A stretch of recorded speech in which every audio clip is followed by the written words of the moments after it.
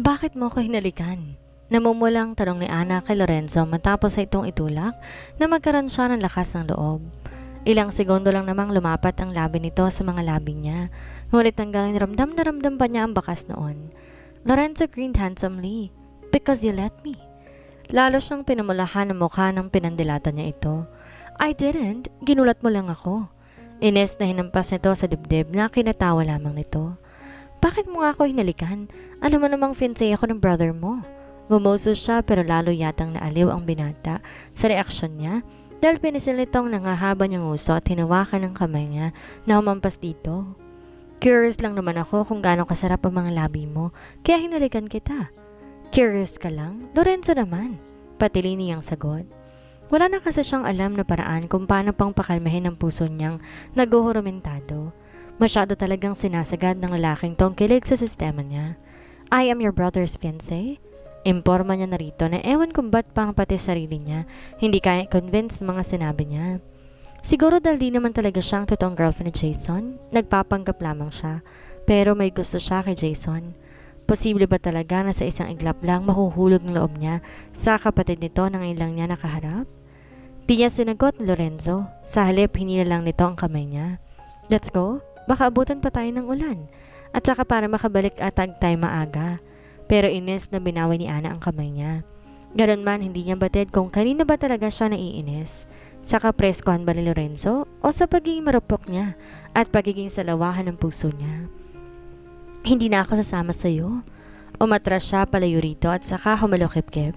Okay, wag ka nang sumama. I know naman na sasama ka pa rin talaga sa akin kahit di kita pilitin. Napahinto sa aktong pagkakba ang dalaga para sana bumalik na sa campsite. Larakarin na lang sana niya iyon kahit medyo malayo kesa sumama kay Lorenzo litong-lito na ang puso. Ba't kung makapagsalita ka parang sure na sure ka yata? May panguyam sa mukha na baling niya rito. Instinct. Nakangising nagkibit balikat ang binata. Then you're wrong. Amused na amused pinisil ni Lorenzo ang pisngi niya. Kahit ang gesture nito'y walang pinagkaiba kay Jason. Ganito ba talaga ang mambihag ng puso ang mga Monreal? Ingat ka, lalo na sa madaraanan mong gubat. Bali-balita na may naliligaw daw dito na baboy ramo o kung ano pa namang mga wild animals. Di ako takot kaya hindi mo ako kailangan takutin. Singhal niya rito sabay alis. At siya nga pala. Pahaba nito bago pa man siya tuloy ang makaalis. May nakatirang kapre sa puno ng akasya na dadaanan natin kanina. Usap-usapan din na nagmumulta raw sa gubat ang dating may-ari nitong lupain dahil doon siya namatay. Minsan niya nga narinig sa mga staff ng Ride and Fall na sa gubat daw na iyon namatay ang dating may-ari nitong lupain dahil natake sa puso habang nangangabayo. Kaya pagkarinig niya sa sinabi niya ni Lorenzo, bigla siyang nalamig at kumaripas ang takbo pabalik dito. Tamang-tama naman, umihip ang malamig na hangin at yumakap iyon sa balat niya. Napakapit tuloy siya sa braso nito nang wala sa oras. What's wrong? Halatang nasisihan to sa ginawa niyang iyon. Todo ngiti ang loko. Gustuhin man niyang lumayo dahil baka kung ano pang isipin nito, hindi kaya ng dalaga dahil sa takot. Akala ko ba babalik ka na sa campsite? Paano ako babalik doon nang mag-isa kung tinatakot mo ako? You are such a jerk. She glanced sharply at him. Parang ganito rin yata ang reaksyon niya nung una silang magkita ni Jason dahil sa kasungitang pinapakita sa kanya. Magka-triplets nga silang dalawa. Parehong kuhang-kuha rin nila ang inis ko. Lorenzo laughed softly. I am not frightening you, okay? Sinasabi ko lang totoong kwento ng lugar na to. Natatawang sabi nito. Mali ko bang takot ka pala sa multo? Sa bagay, hindi nga pala nito alam na matatakotin siya. Sa Jason pa lang. Maya-maya'y lumambot ang anyo ni Ana nang tingalain niya ito. Pwede bang ihatid mo muna ako sa campsite bago ka pumunta sa pupuntahan mo? Aniya sa tonong nakikiusap. Pwede naman, kaya lang baka abutan na ako ng ulan. Baka biglang tumaas ang ilog at di na ako makadaan. Kailangan ko rin kasing makarating doon para isilong ang mga alagang baka at kambing. Nagpaalam kasi sa akin kaninang caretaker. Mag-day off daw muna siya since nandito naman pala ako. Mahabang pahayag ni Lorenzo na para bang awang-awa sa mga alagang hayop. Totoong affection ang nakikita niya sa mga mata nito. Tunay nga itong hasyendero dahil hindi lang sa mga halaman mapagmahal, kundi pati na rin sa mga hayop. Kawawa naman kapag nagkasakit ang mga yon. Sa totoo lang, di rin naman kaya ng konsensya ni Ana kapag may nangyari na hindi maganda sa mga hype nito dahil lang sa pag-iinarte niya. Pwede rin namang mauna na lamang siya at maglakad na lang pabalik sa campsite. Kung di lang sana binanggit ni Lorenzo ang tungkol sa kwentong iyon, hanggang ngayon tuloy pa rin ang lalamig pa rin siya. Huminga muna siya na malalim bago sinabi ang kanyang desisyon. Sige na nga, sasama na muna ako sa'yo at saka mo ko ihatid sa campsite. I told you right. Kusa ka rin sasama sa akin. Nakangiting wika nito. So let's go? Bago pa may magawa na naman ako sa'yo at magbago ulit ang isip mo. Dagdag pa ni Lorenzo na bigla lang siyang niyapos sa bewang at sinampa sa likuran ni Sharp. At kahit nakaupo na siya rooy, mahigpit pa rin nakahawak ang mga kamay nito sa bewang niya para ayusin ang balansa niya at siguruhin hindi siya mahuhulog. Sandali pang natigilan si Ana sa mainit na mga kamay ni Lorenzo nakahawak sa bewang. Ramdam niya kahit may suot siyang equestrian uniform. Parang lalabas ang puso niya sa loob ng kanyang dibdib dahil sa tahip nitong kay lakas. Di tuloy niya magawa magsalita. Nakayuko lang siya at nakatingin sa gwapong mukha ni Lorenzo na nakatingala sa kanya. Ayos ka na? Narinig pa ni Ana ang tanong nito sa kanya. She shook her head as she realized that her mouth was still hanging open. Mabilis na tikom ang dalaga ang kanyang bibig na mapansin niyang doon nakatingin ang mga mata ni Lorenzo. Pasimple niyang inalis sa mga kamay nitong nasa bewang pa rin niya. Yes, I'm fine. At nautal pa nga siya. Stop acting like a fool, Annabelle. Kay Jason ka lang tulala, diba? At di sa ibang lalaki. Lalong di sa kapatid niya. Mariing saway at paalala ng dalaga sa kanyang sarili. Maya-maya pa sumampa na rin si Lorenzo sa likod ni Sharp. Ngunit bago yan natitiyak ni Ana na huli niya tong napangiti nang sulyapan siya. Nagulat din siya nang bigla itong bumaling sa kanya. Wait! Di ko pa nga pala ito nasusuot yung helmet mo. Ako na. Di niya natapos ang pagpaprotesta. Dahil bago pa niya maagaw sa kamay nito ang helmet, mabilis na nito yung nasuot sa ulo niya. At habang ginagawa ni Lorenzo, di niya napigilang tapunan ng tingin ang namumula nitong labi na ilang dangkalang layo mula sa kanya. Naparunok siya dahil sa sensasyong bigla na lang niyang naramdaman nang maalala niyang halik na ginawa nito sa kanya. Walang dudang kating-tamis niya rin humalik sa Jason. Stop staring at me, young lady, you know? Mahinang self-control ko when it comes to... Di na nito nituloy iyon dahil natapos ito sa pagsuot ng helmet sa ulo, saka tumingin sa kanya na nakangiti. Tinaasan siya nito ng 2 kilay. Ano? Mahigpit ba o maluwag ang helmet mo? Just say it para ma-adjust ko. Sabi nito habang panakanakang sinusulyapan ng mga labi niya. Tiningnan niya si Lorenzo. Okay na, thank you. His lips twitched for another smile. Kung gano'n yumakap ka sa akin para mas safe ang ride natin. Malambing nitong utos sa kanya pero mukhang di na naman papayag na di niya sunundin kaya hindi na nakipagtalo pa si Ana. Mahigpit kumapit sa magkabilang balikat nito ang mga kamay niya na ikinatawanan naman ito. Ang sabi ko po yakap, hindi kapit. Ganito oh. Di inaasahan ni Ana na bigla na lang nitong babaklasin ang mga kamay niya sa balikat at nilipat sa bewang nito tulad ng ginawa nito sa kanya kanina. There! Nakayakap ka na sa akin kahit po pwede na po tayong umalis. Kamahalan? Pabiro pa tong nagbaba ng ulo na para bang niyuyukuran siya nang bumaling to sa kanya. Di makapaniwalang napatitig na lang siya rito bago nito pinisil ang tiyan niya para mahimasmasan siya. Ilang sandali pa naramdaman na ni Ana na nililipad-lipad na ng hangin ng buhok niya dahil nagsimula nang tumakbo sa Sharp. Sa simula, banayad lang pagpapatakbo ni Lorenzo sa kabayo nito, pero nang makalabas na sila sa kagubatan, saka lang niya naramdaman at unti-unting pagturin ni Sharp. Gayunman, mas nag-enjoy pa rin siya sa halip na matakot. Mabuti na lang sanay na siyang sumakay noon kay Tatay Dante. Are you okay? Hindi ka ba kinakabahan? Masuyong tanong sa kanya ni Lorenzo para bumaling to sa kanya at bahagyang binigaran ng pagpapatakbo kay Sharp. Ayos lang ako. I'm enjoying it. Nasisiyahang bulalas pa ng dalaga nang matanaw niya ang kalawakan sa di kalayuan. Walang ibang makakita doon maliban sa mga carabao grass na green ang kulay. Wow! Ang ganda-ganda! Di napigilan na bulalas na naman niya. Doon ba tayo dadaan? Yes, kaya kumapit ka pa. Magpapakitang gilas ng tong sa Sharp ko. Natutuwang wika rin ni Lorenzo. At nang masiguro nitong hindi nga siya natatakot, saka lang nito mas binilisan pa ang pagpapatakbo sa kabayo. Samantalang humigpit pa ang pagkakayakap ni Ana sa bewang nito. Nang dahil doon kaya tumikit ang malulusog niyang dibdib sa matipuno nitong likod. Marahil naramdaman ninyo ni Lorenzo, kaya't nakaramdam siyang medyo bumagal ang takbo ni Sharp. Pero hindi niya nalintana dahil mas abala ang isip at mga mata niya sa lunti ang paligid na nakikita niya ng mga oras na iyon. Ang sabi ko po, si Sharp ang magpapakitang gilas at hindi ikaw. Nagtatakang tingin niya rito. Ha? Wala. Todong ite, binalik lang ni Lorenzo ang tingin nito sa harap at muling binilisan ang matuling pagpapatakbo ng kabayo nito. May pasipul-sipol pa itong nalalaman at sinasabayan ang malalamig na hanging sumasalubong sa kanila. Minsan naman nag-aham ito ng masiglang tugtugin. Ba't kaya parang ganadong-ganado to sa pagpapatakbo kay Sharp?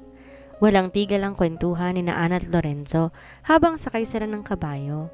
Para kasing di naubusan ng kwentong binata, kaya nahawa tuloy siya. At napansin niya kasi na isa yun sa pinagkaiba nito kay Jason.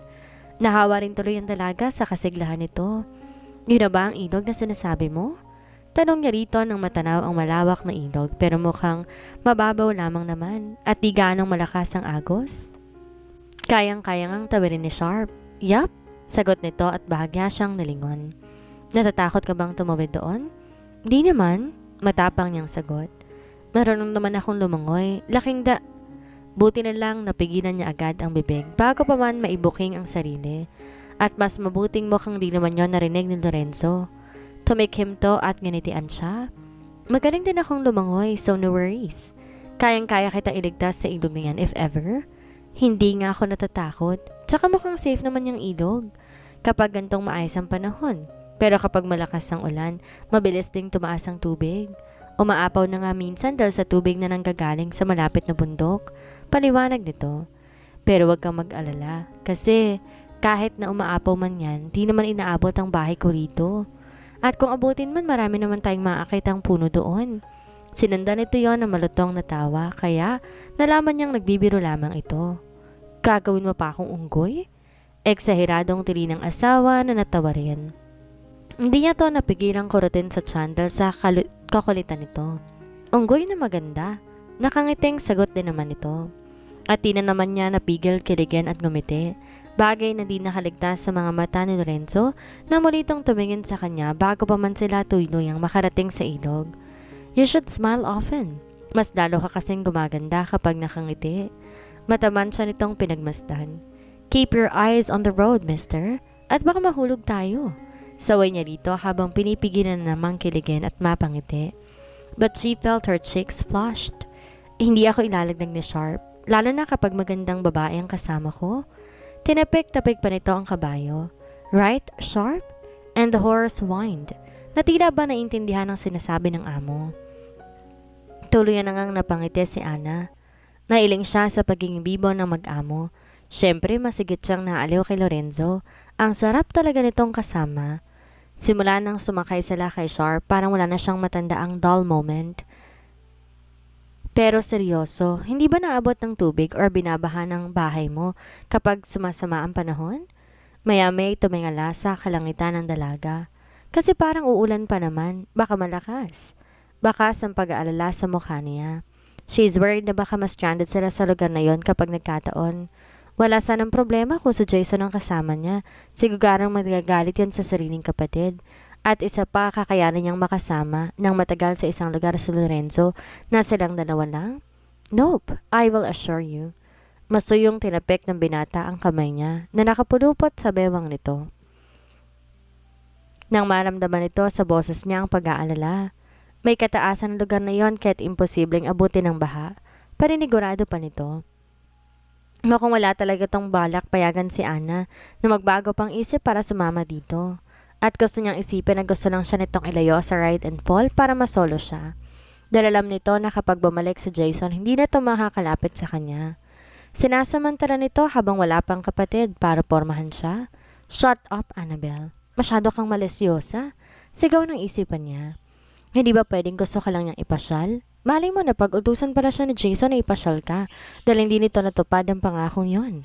We're almost there. Wika ni Lorenzo na makatawid sila sa ilog. Bakas ang sigla sa boses nito habang matulin pang takbo ni Sharp at palamig ng palamig ang hanging sumasalubong sa kanilang mukha. Hindi alam ni Ana kung gaano pa katagal ang naging paglalakbay nila ni Lorenzo na makarating ulit sila sa malawak na luntiang paligid. Pero sa tansya niya, hindi naman yon ganon kalayo sa ilog.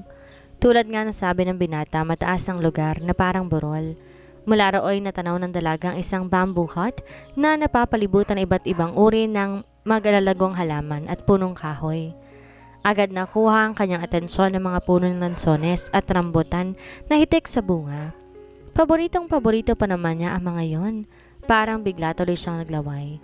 Habang papalapit sila sa burol, nakita rin ni Ana mga nakapastol na baka na may iba't ibang kulay. Karamihan sa mga yon pamilyar sa kanya at madalas niyang makita, pero ilan sa mga yon nasisigurado niyang may breed dahil sa itsura nito.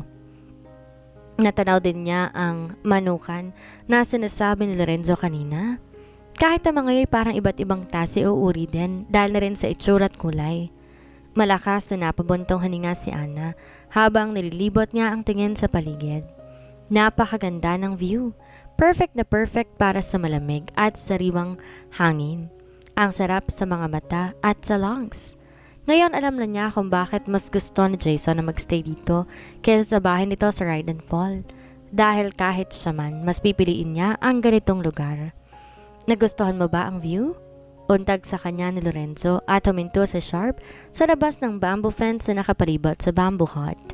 Tumango ang dalaga. You're right. Sobrang ganda nga rito. Napaka-peaceful. Huminga siya ng malalim para punuin ng sariwang hangin ng dibdib niya. Mabuti naman kung ganon. Nasisiyahang nauna na tong bumaba mula kay Sharp. Tsaka naman siya nito hinawakan na mahigpit sa bewang para ibaba. Buti nga di natuloy ang ulan eh.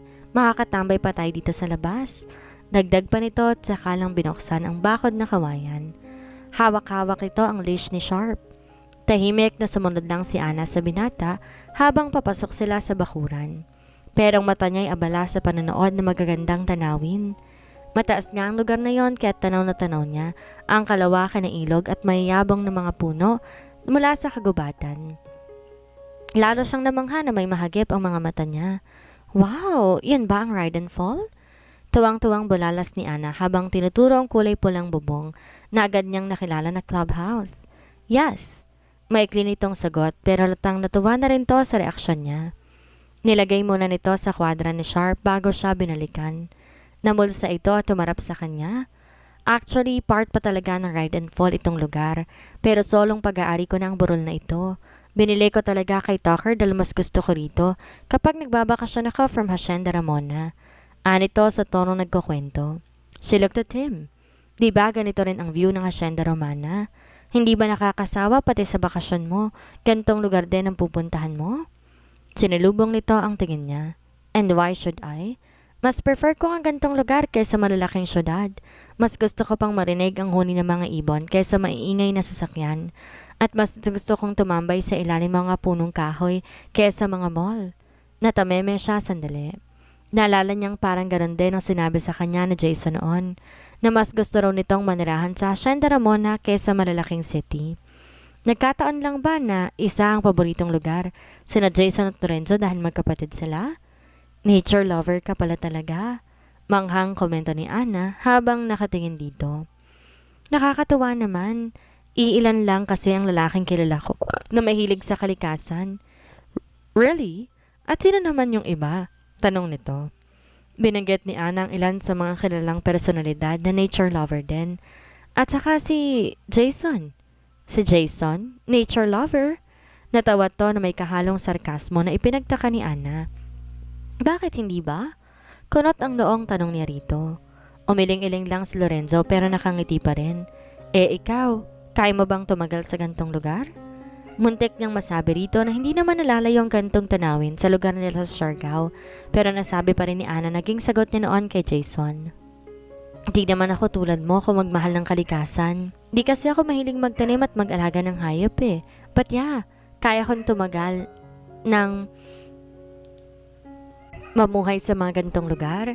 Kahit yata sinong normal na tao di kayang tanggihan ng ganto kagandang paligid. Yeah, you're right. Pero kahit gano'n pa kaganda ang tanawin sa paligid ngayon, di hamak na mas maganda pa rin ang babaeng kasama ko. Ngumisi si Lorenzo. I've been in this place for N times, pero ngayon lang to gumanda ng ganito dahil nandito ka. Inirapan lang niya ito at saka nag-iwas ng tingin. Bolero ka talaga. Siguradong di na mabilang ang mga babaeng dinala mo rito. Naglakad siya palapit sa bamboo hut nang mahagip ng mga mata niya ang nagagandahan at makukuring na bulaklak at halamanan. Ang ilan sa mga yon parang di niya pa nakikita o kaya parang bihirang-bihira lang. No comment. I know kasi hindi ka rin naman maniniwala kahit sabihin ko pa sa'yo na ikaw lang kauna-unahang babaeng dinala ko rito. Sagot ni Lorenzo na agad namang sumunod sa kanya. Saglit humintos niya Ana at bahagyang nilingon ito. Binulabog na naman ang sistema niya na malakas sa tibok ng kanyang puso na makita niyang kaseryosohan sa mukha nito. Wala siyang mabasang pagbibiro o kasinungalingan sa mga mata nito. Totoo kaya na siya palang babaeng dinala nito sa paboritong lugar nito sa Ride and Fall? Bakit? Tanong niya na hindi lumabas sa bibig niya. Umiwas siya ng tingin at tinuloy ang paglapit sa mga halaman. Dali niya kayang lumaban sa titigan ng binata. Wow! Manghang bulalas na naman ni Ana nang tuluyan sa makalapit sa mga to at nakitang isang halaman na ang dahon iba't iba ang kulay. Ano nga tawag sa halaman na to? Crotons? Baling niya kay Lorenzong patuloy ang pagsunod sa kanya. Garden croton. Isa sa mga halamang dinala ko pa from Hacienda Ramona. Mas madalas makita lang sa region ng Negros Occidental ang ganyang lugar. Ganadong pagkukwento nito. Kung may makita ka sa ibang region, bibihira lang. Katulad niyang Heart of Jesus. Tinuro ang isang halaman na ang dahon parang sa gabi, pero green at pink na parang pulang kulay ng dahon nito. Tinuro din ang kalapit halaman na pinaghalong puti at green naman ang dahon. Ito naman, Dieffenbachia. At itong mga katabi niyang tinatawag naman na golden photos, snake plant, bird's nest fern, Chinese evergreen, Thai plant. Nasundan niya ng tingin si Lorenzo. Dahan-dahan naglalakad habang isa-isang tinuturo ang nagagandang halaman at bulaklak sa bakuran nito. Baka sa mata ni Anang di mapigilang paghanga para sa binata. And this is arrow hand plant. Devil's backbone naman kung tawagin tong katabi niya. Yung mga nasa dulo naman Indian laurel, common coleus at song of jasmine. Yung puno na yun tinatawag na Chinese hibiscus pero mas kilala sa tawag na gumamela. Nawili si Lorenzo sa pagtuturo at pagpapakilala ng mga halaman kaya wala itong kay Dede ang nakikinig si Ana pero sa likod nito ay nakatingin habang siya naman ang sumusunod dito. Hanggang makarating sila sa likod ng bamboo hut. Ngayon lang siya nakatagpo ng gantong lalaki. Kadalasan mga babaeng mahilig sa halaman at bulaklak na itinatanim sa bakuran. Siya ngang babae hindi pa masyado mahilig sa mga yon. Crepe jasmine naman ang isang punong yon, kulay puti ang mga bulaklak. Marahil naramdaman ni Lorenzo ang pagtitig niya rito, kaya huminto sa pagtuturo at paglalakad saka humarap sa kanya. A soft smile appeared on his lips nang mahubog siya nito. Why? Na-bored ka ba? Mahina siyang natawa at saka humarap sa binata. Hindi In fact, lalo nga ako natuwa sa'yo kasi ang hiling mo pala talaga sa mga halaman at bulaklak. Sigurado magkakasundo kayo ng nanay ko. Agad niyang natikom ang bibig nang ma-realize ang sinabi niya. Ngumiti lang si Lorenzo. Kailan ko ba makikilala ang nanay mo? Umawang ang mga labi niya. Hindi mo pa ba namimit si mommy? He just stared at her for a while before he shrugged his shoulders. Di niya tuloy malaman kung talaga bang hindi pa nito nakaharap si Mrs. Grayson o nagdududa na rin to sa pagkatao niya. Nang makabawi sa pagkagulat si Ana, saka lang niya nagawang magsalitang muli. Ang caretaker mo lang ang nagtanim ng lahat ng to? Tukoy niya sa nagagandahang halaman at bulaklak. Umiling si Lorenzo, lumakad pabalik sa kanya. Nope. Ako nagtanim sa lahat ng mga halamang nakikita ng mga mata mo sa paligid. Ang caretaker ko naman si Mang Boy ang nag-aalaga pag wala ako rito. Lalo siyang napahanga rito. Ikaw na talaga. Iiling-iling ngumiti ang dalaga habang may amazement sa mga mata niya. Is that a compliment? Anito tuluyang tinawid ang distansya nilang dalawa. Dahilan para muling mabuhay ang kaba sa loob ng dibdib ni Ana. Na-in love ka na ba sa akin? Irapan lamang niya yon. Compliment yon but it doesn't mean anything else. Fiancé pa rin ako ng kapatid mo? Saglit na napatitig sa kanya si Lorenzo.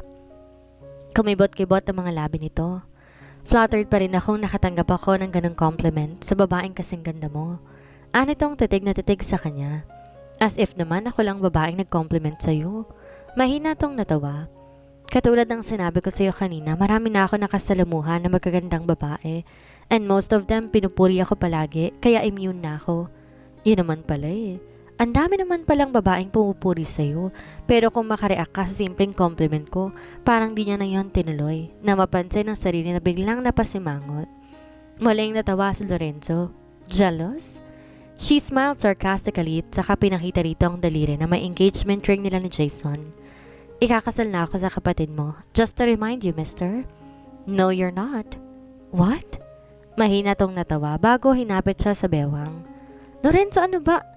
Pero lalo lang humigpit ang pagkakapulupot ng mga braso nito sa bewang niya. Bumilis ang tibok ng puso niya tinakapagsalita nang ilapit siya ni Lorenzo sa katawan nito. Napaawang ang labi niya sa gulat.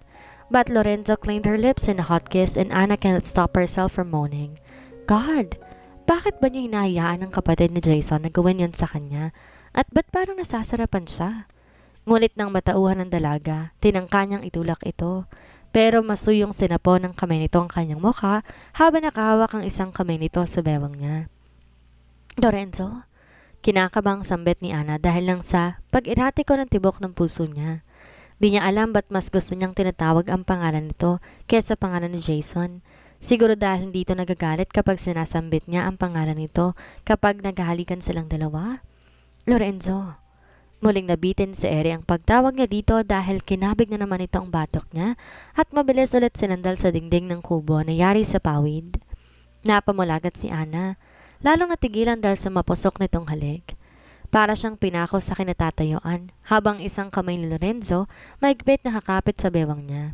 Dikit na dikit ang katawan at ramdam na ramdam ang matigas itong dibdib na nakadikit sa dibdib niya. Hindi siya nito binibigyan ng pagkakataon na makatakas sa mga halik nito. Napaungol na lamang siya.